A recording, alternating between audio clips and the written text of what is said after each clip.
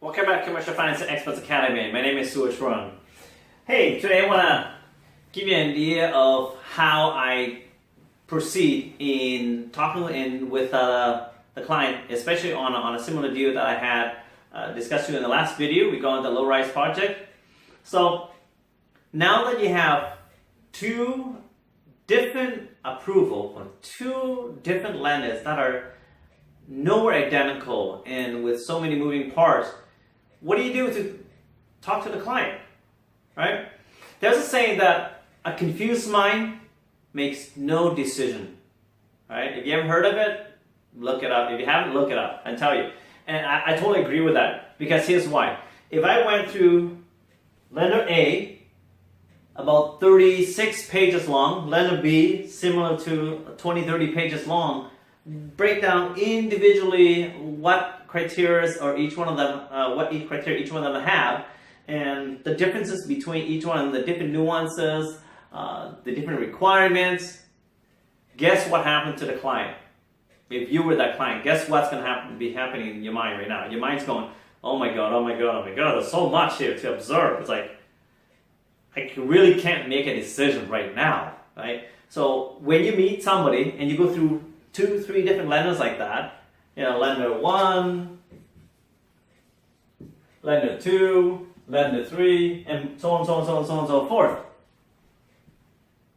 Would you feel overwhelmed after hearing all 3 different lenders with all those different options, all those different criteria, requirements? How do you remember them all? And how do you even compare, right? It's very difficult. It's very challenging. So the average broker would come to them and say, these are the differences, and show them each one of them.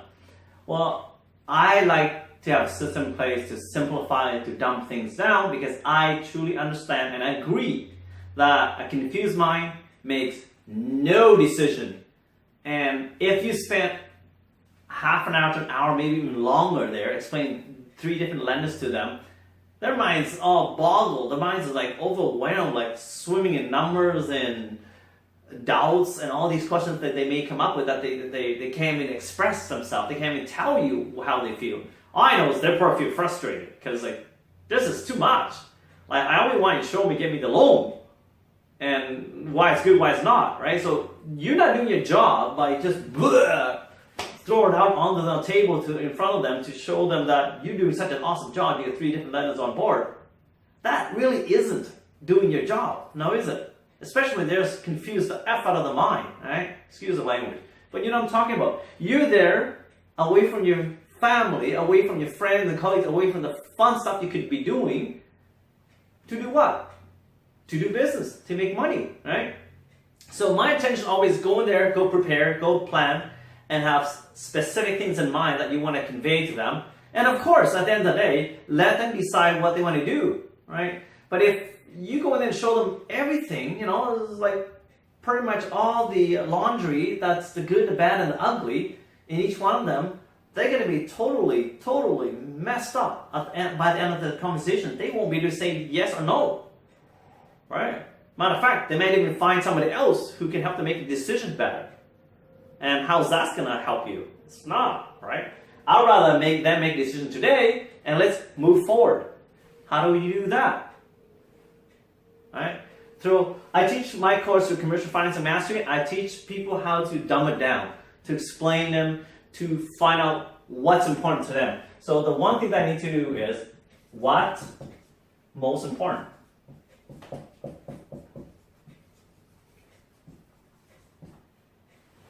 What's the most important to? Not to you, right? Not to you. What's important to them? What can it be, right?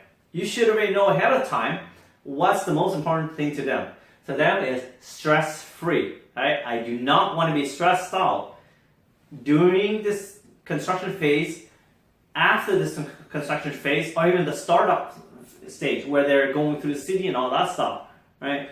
The first letter that I showed you in the last video has specific requirements actually regarding the city, has to okay with all the permits before they make any draw, before they even get the land draw or any sort of financing or any funds to give to the city, like the letter of credit they usually need. The city needs some kind of upfront fee for all their due diligence work and all that. That has to come out of somebody's pocket.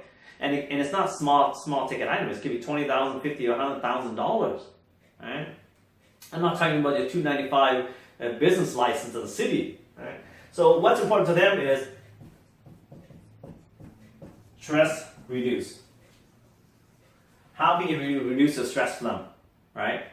Such as give them more time frame than they need to make sure that they can finish that construction project. Yes, some may go over the time that's allocated, but at least give them some exit out of it, some options, which is the second lender has. The first lender didn't really have that. Right? First lender is going to ding them hard the second time if they exceed the 12 months, which we know most likelihood that's going to happen. Right? So why shoot yourself in the foot by going with the cheapest lender when you know that may end up costing them a lot more down the road? Right? So what else is there? They're willing to pay you the 2-3% fee. So what are you going to give back in return? Right? What do I give them? Well, I give them not just a stress-free, but I tell them that this lender I've spoken to are more lenient in terms of leniency. They understand the market. They've been involved in this business for a long time. They're not very choosy about certain things.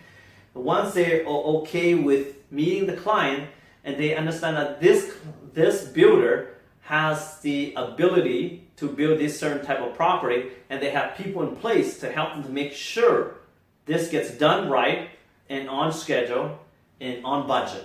Right? That's all they want. Insurances is not cost of insurance as well. They're reasonable. That they're not expecting earth-shattering insurance requirements. Some AAA lenders from Ontario and Quebec, they also offer these kind of construction financing, but their requirements is just silly. It's not even common sense lending in that case in this industry, right? So being able to handle the stress for them, reduce the stress for them, they're very happy with it, and also having the leniency for them because we understand their business is always moving. There's always some complications that may happen down the road, so have them allow the leniency to be, don't close up on us, don't pull out the rug underneath us because we need to complete. However, we have to get it done, right? So there's always going to be pushback regarding interest rates and all that stuff, but at the end of the day, we realize that the interest rate with 0.5% difference, you know what? Just show them what it looks like at the end of the term. Once that's completed, that right now is going to cost them 4.63 million, 3.7, 9.3 million dollars. The project's total $9.3 million. They're putting in 3.7. They're getting 9.3. So at the end of that, once they complete, it'll be worth over $12 million. So they recoup their costs. They recoup all their expenses that they put in, and then some, because the equity is built up is huge. Now, as the years go by, it's a multi-unit rental. The rent's going to pay for itself. It's going to grow to the point where they can pull out more equity down the road. As the rent increases, they can pull more money out, and they have lots of room to do it between now and then.